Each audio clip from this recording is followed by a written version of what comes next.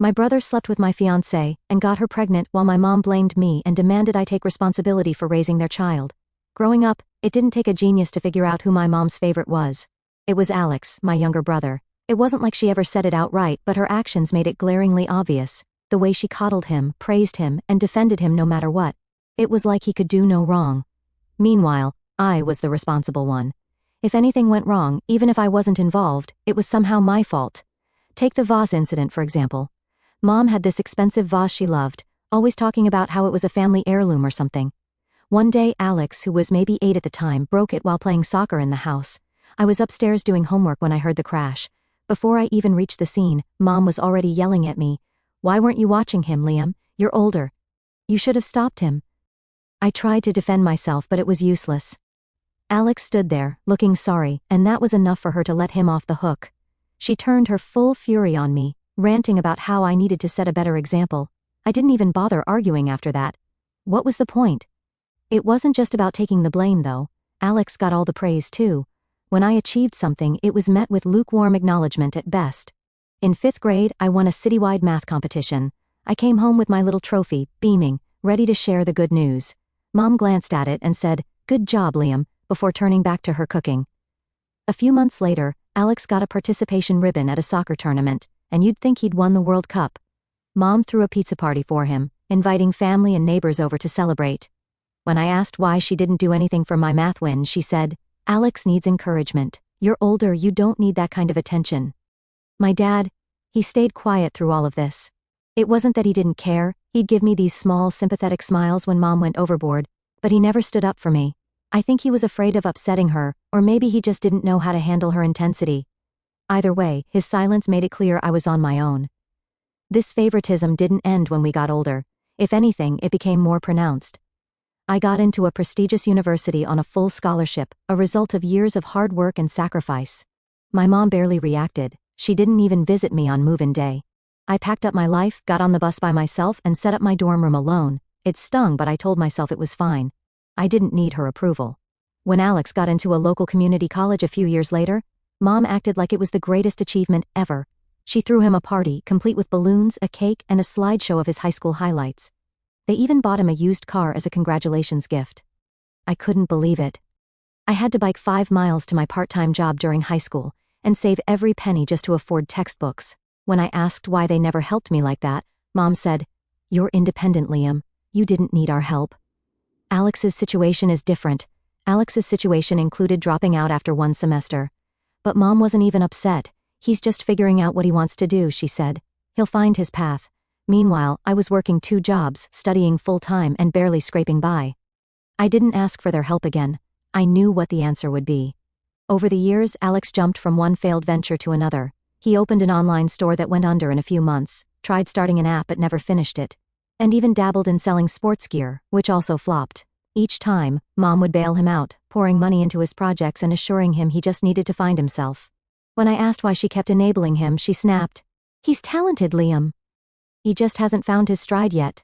We're his family. We have to support him." I didn't get that kind of support. I never asked for much, but even when I did, it was always the same response: "You're strong, you can handle it on your own." By the time I graduated, I had a chip on my shoulder the size of a boulder.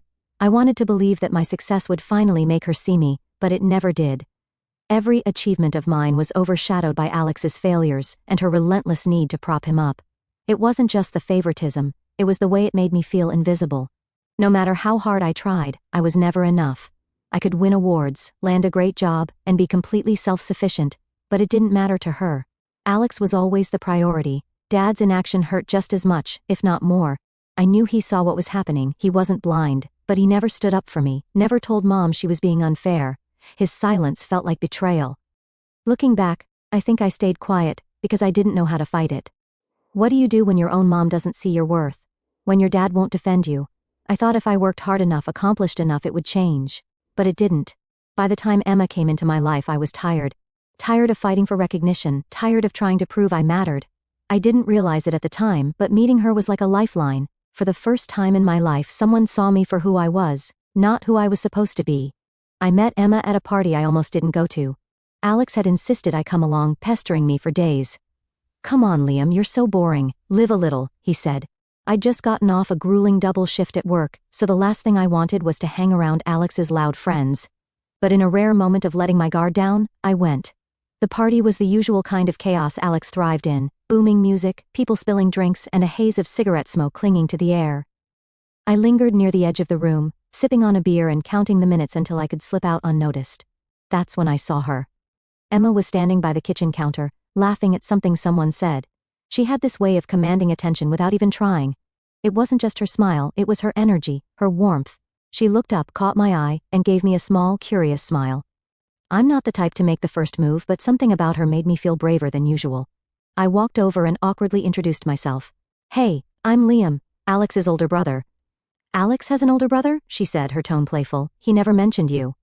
I laughed. "That doesn't surprise me. I'm usually in the background." We started talking, and before I knew it, the party felt like it had faded away. We talked about everything: our jobs, our favorite books, even the dumbest movies we loved as kids. Emma was sharp, funny, and easy to talk to. By the end of the night, I felt like I'd known her forever. Before she left, I asked for her number. She smiled, scribbled it on a napkin, and said, "Don't make me regret this." Our first date was at a small coffee shop. I was nervous, but Emma put me at ease right away. She had this way of making you feel like the most important person in the room. I couldn't believe someone like her would be interested in someone like me. Things moved fast after that, but not in a chaotic way. It all felt natural, like it was meant to happen. We started spending every free moment together. Movie nights turned into lazy Sunday mornings, and eventually I asked her to move in with me. Living with Emma was the happiest I'd ever been. She made our tiny apartment feel like a home. We'd stay up late, talking about our dreams, our plans for the future. For the first time, I felt like I had someone in my corner, someone who saw me, not just the version of me my mom or Alex defined. A year into living together, I started thinking about proposing. I saved for months, cutting back on everything I could. The ring wasn't extravagant, just a simple platinum band with a small diamond. But it was exactly her style. On our 4th anniversary, I planned the perfect moment. We went for a walk in the park where we had our first date. I was shaking with nerves when I got down on one knee, but Emma's face lit up with a smile that erased every doubt I had. "Yes," she said before I even finished asking. I thought my life was finally on track. For once, it felt like I had something Alex couldn't take away, something that was mine. When we announced our engagement, I was hopeful. I thought maybe this would be the moment my family would finally celebrate something I'd done. But my mom's reaction was underwhelming, to say the least. "Well, congratulations, I guess," she said with a forced smile. My dad muttered, "Good luck," like he was half distracted. And Alex, he didn't say much at all, just stood in the corner with this strange look on his face. It wasn't happiness. It was something I couldn't quite place at the time. After that, Alex started hanging around Emma more. At first, I didn't think much of it. He was always the charming one, the one who could make people laugh. I figured he was just being himself. But as time went on, his comments started to bother me. "You're lucky to have her," he'd say with a smirk. "I mean, I don't know how she puts up with you, but good for her." Emma would laugh it off, telling me, "He's just joking, don't let it bother you." But it did. Alex's presence started to feel invasive. He'd show up unannounced, linger too long, and ask Emma questions that felt too personal. "Are you sure Liam's the right guy for you?" he asked once, half joking. Emma brushed him off, but I couldn't shake the unease. I didn't want to come across as paranoid, so I kept quiet. Looking back, I wish I'd said something sooner. Maybe it wouldn't have made a difference, but at least I wouldn't have felt so blindsided by what came next. After the engagement, life didn't feel as smooth as it used to. At first, I thought it was just the pressure of planning a wedding. Emma and I had decided to save up and pay for everything ourselves. We both worked long hours and skipped vacations to make it happen. I figured the stress was getting to us both. But something about Emma's behavior started to change. It wasn't immediate, it was subtle at first. She became quieter, more withdrawn. She used to tell me everything about her day, but now her answers felt clipped, like she was holding something back. Then there was her phone. Emma had always been casual about her phone, leaving it on the table or handing it to me when she needed me to check something. But now, she kept it close, even taking it to the bathroom with her. If I walked into the room, she'd quickly lock the screen or flip it over. "What's up with your phone?" I asked her one evening, trying to keep my tone light. "Just work stuff," she said, not looking at me. "Work stuff." That became her go-to answer for everything. But then she started coming home late. At first, it was once or twice a week, and her excuses sounded plausible.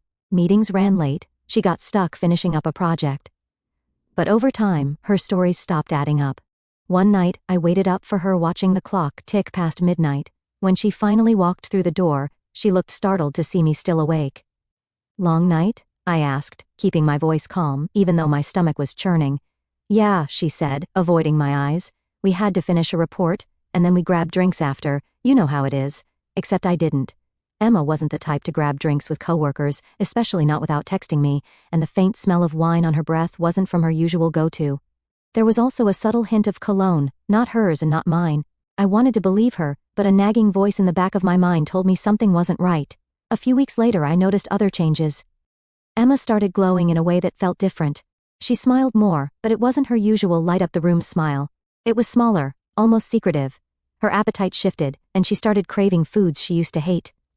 At first, I thought it was stress, or maybe a new diet trend she was trying out. Then it hit me. She might be pregnant. I was over the moon. Sure, we hadn't planned for it, but it felt like a sign that our future was coming together. I wanted to wait for her to share the news herself, so I didn't say anything. I spent days imagining how she'd tell me, how we'd celebrate, how our lives would change for the better. One evening she finally sat me down. Her hands were shaking, and her face was pale. "I need to tell you something," she said, her voice trembling. I smiled, thinking she was nervous about telling me the big news. "It's okay," I said. "You can tell me anything." She took a deep breath, and then the words came out. "I'm pregnant." I felt like I was floating. "That's amazing," I said, reaching for her hand. But she pulled away, tears streaming down her face. "Liam, it's not yours."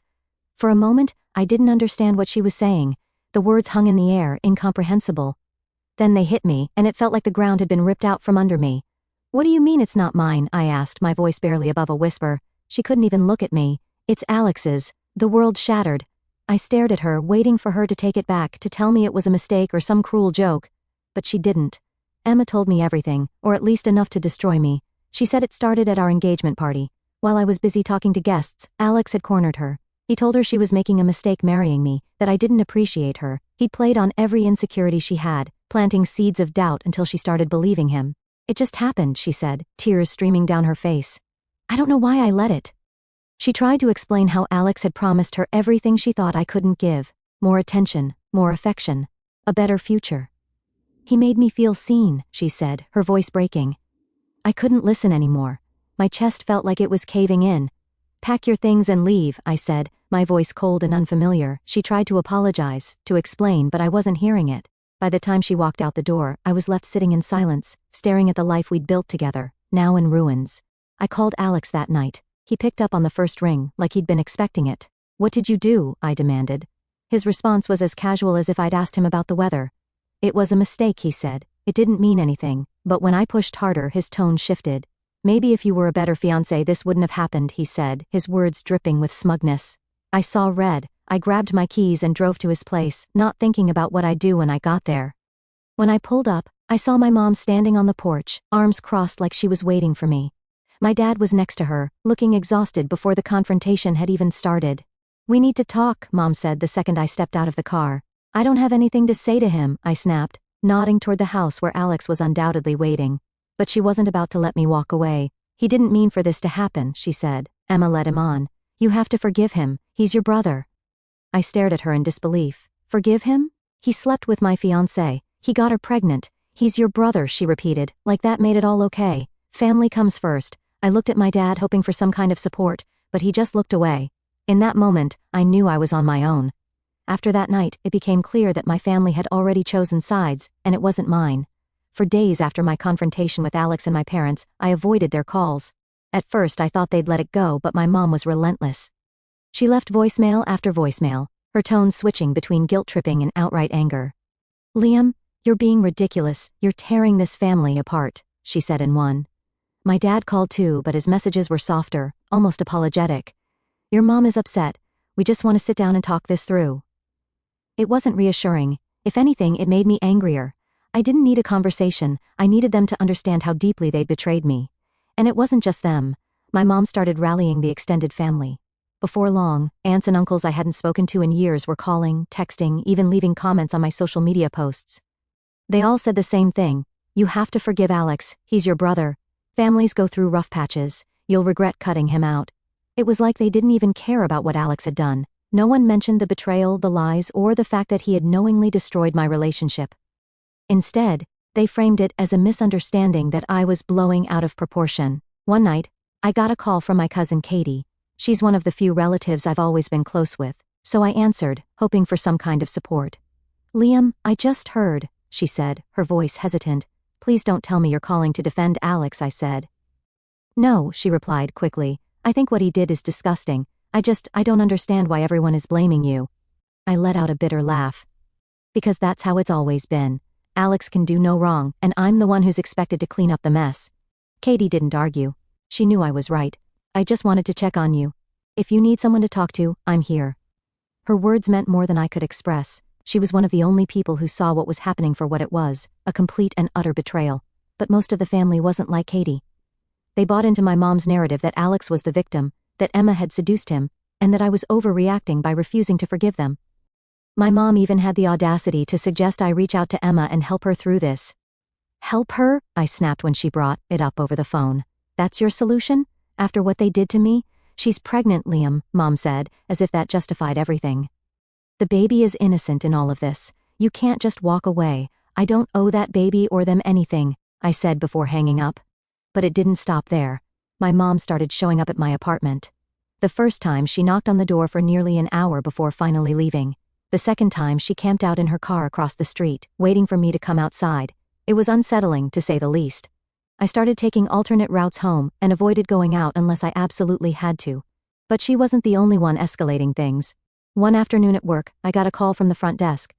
"Hi, Liam, there's someone here to see you. She says she's your mother." I froze. "Tell her I'm busy," I said. Mom didn't take the hint. Instead, she started spinning stories to my coworkers. One of them, Clara, approached me later that day with a concerned expression. "Hey, is everything okay? Your mom was here, and she said you were refusing to help your family. She seemed really upset." I wanted to scream. Instead, I muttered, "She's overstepping," and left it at that. Things came to a head when Alex showed up at my gym one evening. It was my safe space, the one place I could go to clear my head. I was mid-workout when I spotted him near the entrance, that same smug grin plastered on his face. I ignored him at first, hoping he'd leave, but he didn't. Instead, he sauntered over to the bench press where I was working out. "Well, look who it is," he said, leaning casually against the equipment. "Still mad about Emma?" I didn't respond. I put my earbuds back in and moved to another machine, but he followed me. "Come on, Liam, lighten up. It's not like you were perfect. Maybe if you'd been a better fiancé, she wouldn't have come to me." My fists clenched, but I kept my focus on the weights. "Admit it," he continued. "You're just mad because I'm better at giving her what she needed." That was it. I turned to him, my voice low but firm. "Get out, Alex, now." He laughed. "Or what, you going to run crying to Mom?" The next thing I knew, we were in a full-blown fight. I swung first, I won't deny it, but he shoved me into the bench before I could land another hit. The gym staff broke it up before things got worse, but I left with a split lip and a bruise forming on my shoulder. The incident only added fuel to the fire.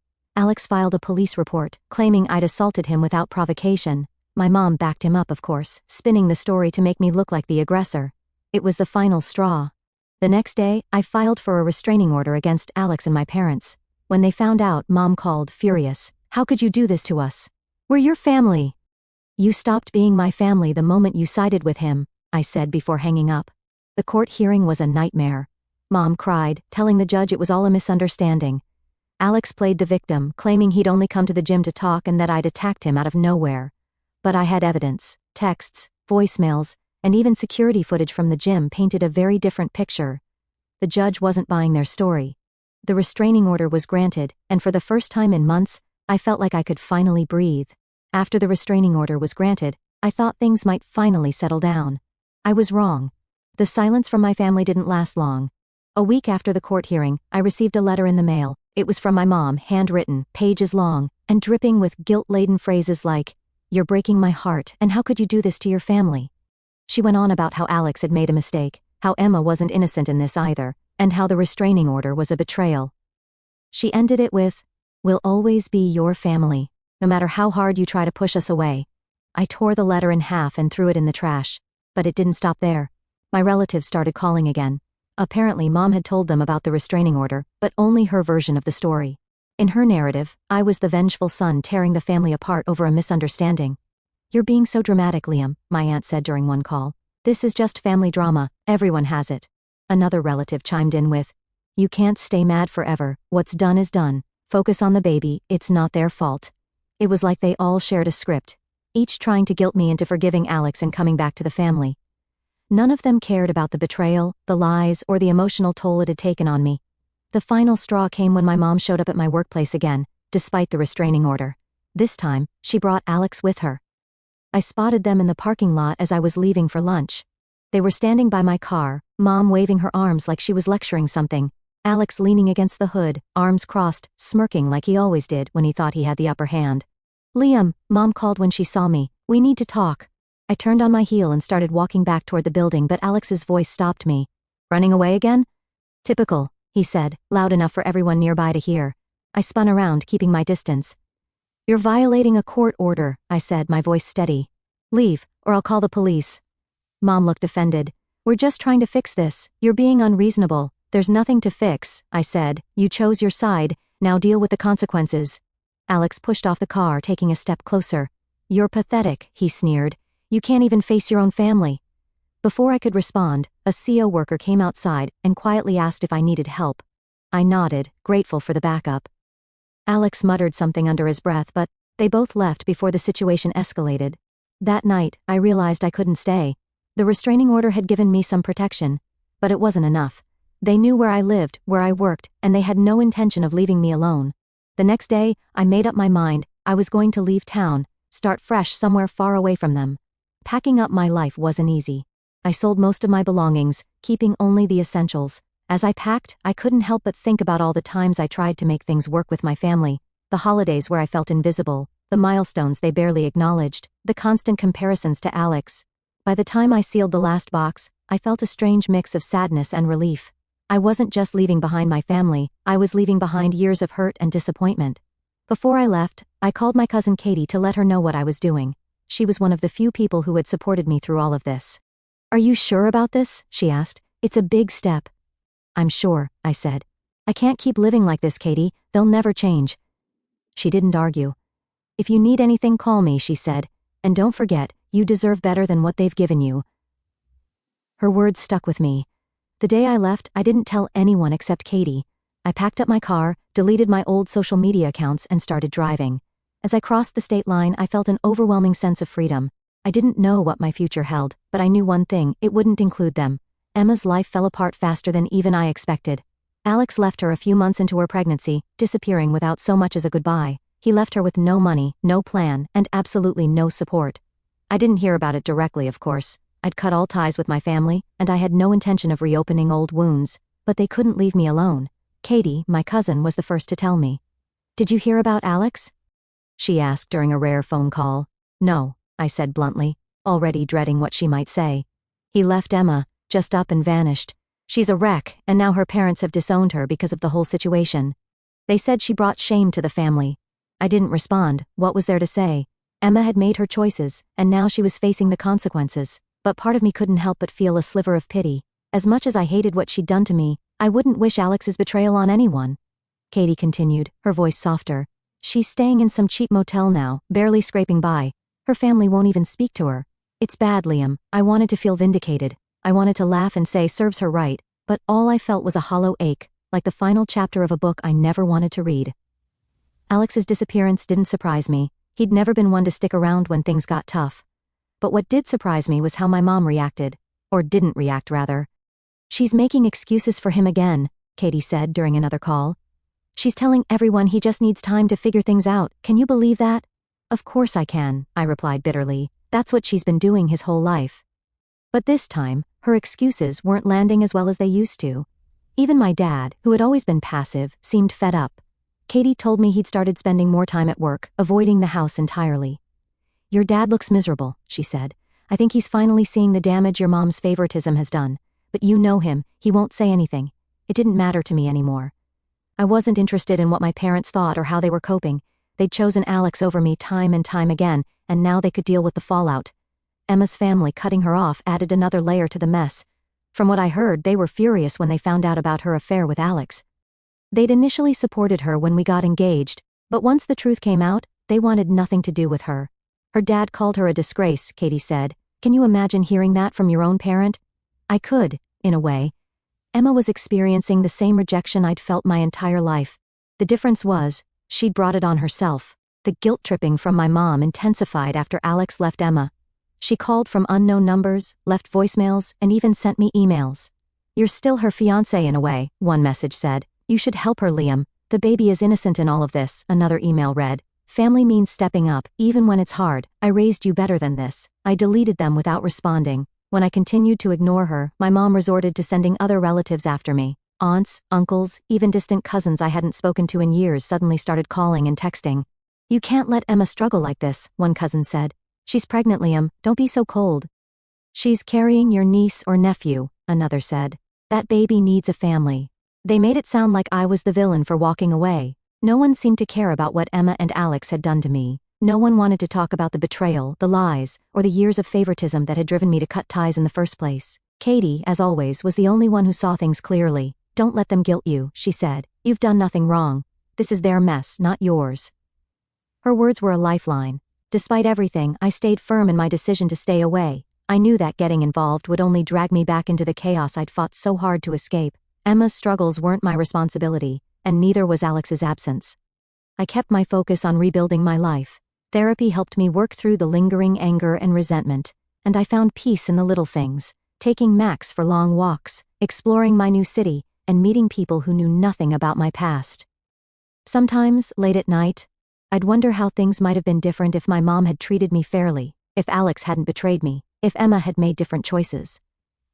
But those thoughts were fleeting. I'd learned that dwelling on the past only kept me tethered to it. Emma's story became just another chapter in the long list of reasons I had to cut ties with my family. I didn't take joy in her suffering, but I didn't feel obligated to fix it either. Life is about choices. Emma and Alex made theirs, and I made mine. For the first time in my life, I chose myself, and I don't regret it.